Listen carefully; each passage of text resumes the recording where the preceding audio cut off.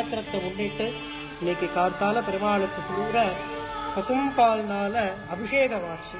பால், தயிர், குங்குமப்பூ, சந்தனம், நல்ல மஞ்சள் ஆகிய மங்கள திரவியங்கள்னால விழுதுக்காப்புன்னு சொல்லக்கூடியதான குங்குமப்பூனால் அபிஷேகமாகி பெருமாள் விசேஷ ஆபரணங்கள் பூஷணங்கள்லாம் சாத்திண்டு உயர்ந்ததான பட்டு வஸ்திரம் திருவேணியில சாத்திண்டு பெருமாள் சேவசாதி தருள்றார்.